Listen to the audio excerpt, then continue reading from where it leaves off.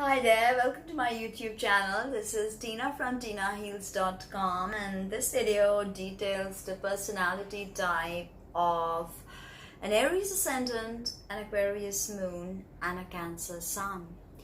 So you have your ascendant degree in cardinal fire ruled by Mars, which is not just about war and strife, but Mars is our action principle. You being an Aries ascendant, the placement of Mars is a key component in working with your natal chart. And you have your moon in Aquarius, 11th house moon. Moon is your emotions and your habit patterns, a very private part of you. That's in fixed air. So it gives you a sort of endurance and concentration. You have your sun. Sun is your ego, not the physical world ego, but your soul ego. I am, And that is the sun. It's your soul's purpose, your father, and that is in Cancer. Not a good position for the sun, not a good position for the moon either. Moon in Aquarius is one of the least emotional moons of the zodiac. And Cancer, it's all about emotions, all about the turbulence of emotions within your heart. And the sun in Cancer has to serve, has to feel like they are nourishing someone with what they do. If they don't have that aspect, then it can be detrimental to their soul growth. So the ascendant is the degree of the zodiac rising on the eastern side of the horizon at the moment of your birth. And the sign on which it falls is your rising sign. For you, this is Aries, the archetype of the initiator, the go-getter. So when you walk into a room with that purposeful Aries stride, people notice that.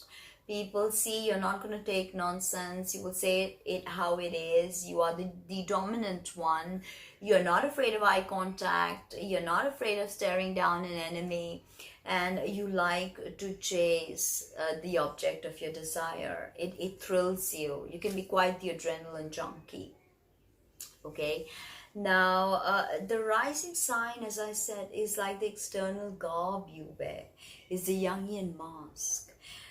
That allows you to interface with society. It's how the world perceives you, So it's even the way you look. So Aries rules the head. So this is a very important part of your being. Okay, very sharp, prominent features, restless look in the eyes. This is a tremendous restless energy with Aries. We'll get to that.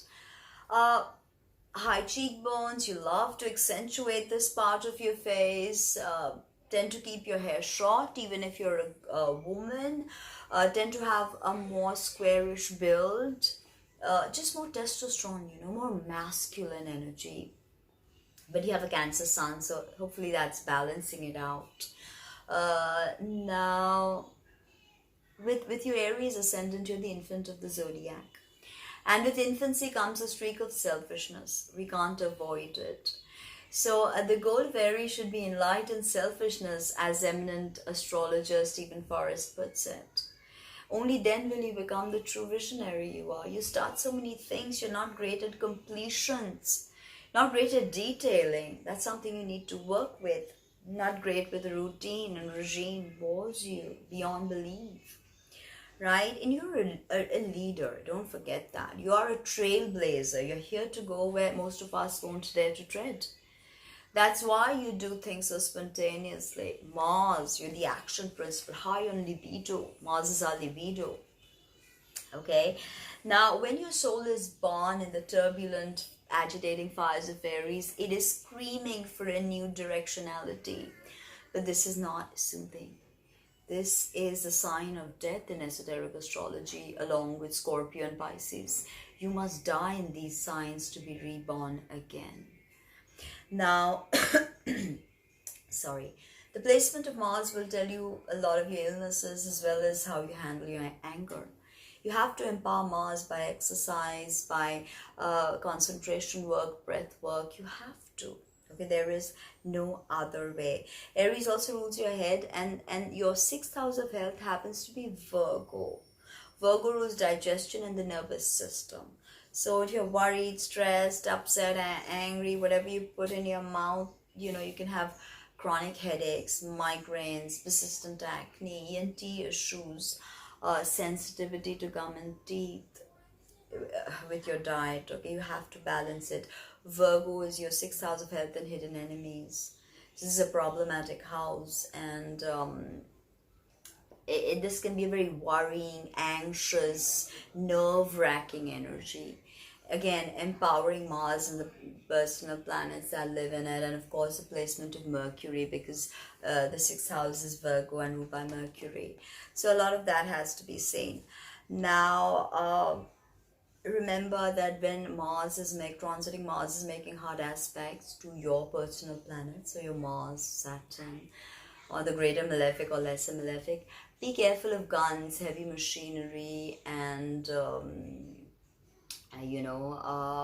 road rage, driving under the influence, random fights, escalation of violence at home, temper tantrums. So just balance that out. That's very, very important with Aries. There will be anger, there'll be a very high libido, but how do you work with that energy? Now, moon in Aquarius, the moon is very private side of us. It is who we are when no one is watching. It's our emotions, our feelings, our imagination, our ESP, our deep emotional instinctual energy. When we are stressed, our moon sign tends to creep up, okay, because we immediately, it's our go-to energy, the moon sign, okay. And with your Aquarius moon, it's also your mother, it's your everyday habit patterns. So you have a fixed energy, hopefully will give you grounding and concentration and focus and endurance. Okay, something both Cancer and Cancer, yeah, okay, but Aries definitely need to work with that. Now, remember, if you have a difficult moon, you can have problems with women, because having an 11th house moon, you have a great social structure, and most of them are women. You're not very close to anyone like that, but you're just very connected to your social network. You can see tremendous growth through women if your moon is well placed. Also, a constant parade of new friends with an 11th house moon. You can't escape it. Aquarius rules ankles and circulation. A difficult moon can see you having problems, ankle joint pains, arthritis, circulation issues. Okay, so again, empowering Mars, healthy exercise and diet is key to your overall wellness. Okay, you're definitely very progressive, very unique. Aquarius is unique. It's a Nikola Tesla sign. It is a sign of innovation, eccentric genius, innovative brilliance. It's ruled by Uranus and Saturn. Saturn, the traditionalist, Uranus, the spiritual awakener. So how do you make sense of a sign that is ruled by two such disparate energies? You can't. It's if you look at the Vedic word for Aquarius, it's Kumbha. And in the yogic practices, we have something called Kumbhak, which is the time between an exhalation and an inhalation. So Aquarius is kind of like the time of heightened awareness between an exhalation and an inhalation. So if you think about it, no planet is exalted here. The sun is in fall, but no other planet is exalted here. Saturn and Uranus rule. The sole ruler, of course, of Aries is Jupiter, linking it so closely to Sagittarius. And the sole ruler of Aries is Mercury. Immediately you understand Aries is about the higher mind and higher wisdom.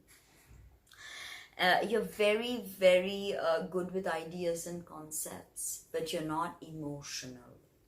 It's not that you don't feel emotions, but you analyze it from a place of objectivity, logic. Okay, you like to use rational thought. You don't like to get swayed by emotions. There could be fear of intimacy with this, because you're scared of being rejected. You don't want to open your heart up. Don't.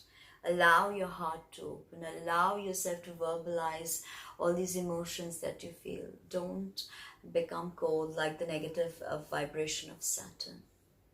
You know, stay engaged, even if you feel like the outsider.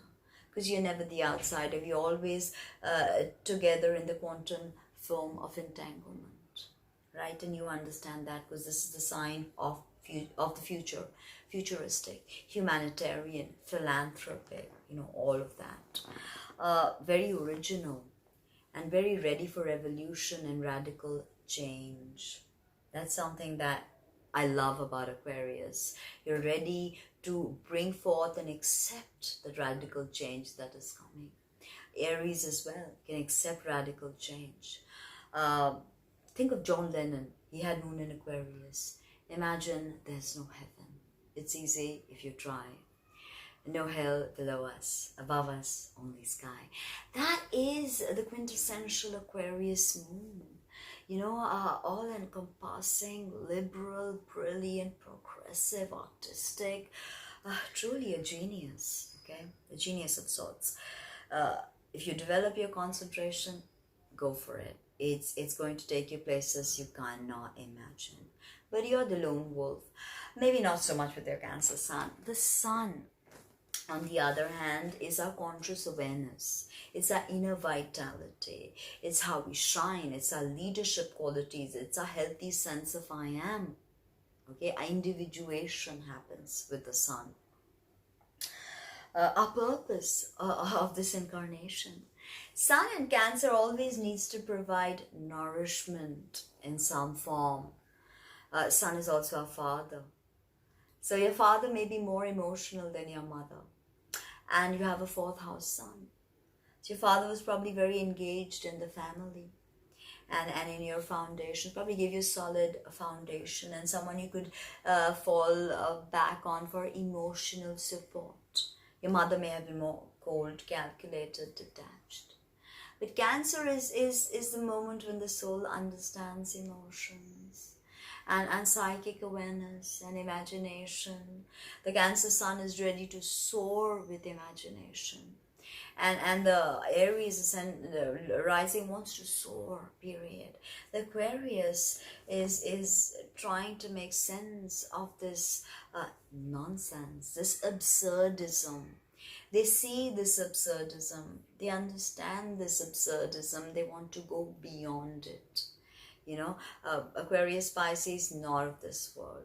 They want to go beyond, very metaphysical in a particular sense. If you really look at it, Aquarius, very, very metaphysical. And it is a very youthful energy. Cancer, Cancer is the mother. Sun in Cancer, you're definitely very motherly. And the sun is how you want the world to perceive you. You want the world to see this very caring, very compassionate, very emotional side to you. But people somehow tend to see your rising sign first. Because remember, it's the Jungian mask, it's your persona. So finding balance with your emotions, with your intellect, and with your soul is the key to this trinity. So you've got fire, you've got air, you've got water. How are you going to flow with this? How will you nourish the planet with your innovations that your imagination dreams up? It's futuristic. It's mind-blowing. It's something people of this era cannot even comprehend. And your rising sign empowering you to surge ahead. Subscribe if you liked what you heard. Visit my website and book a reading. Check out my merch. Thank you.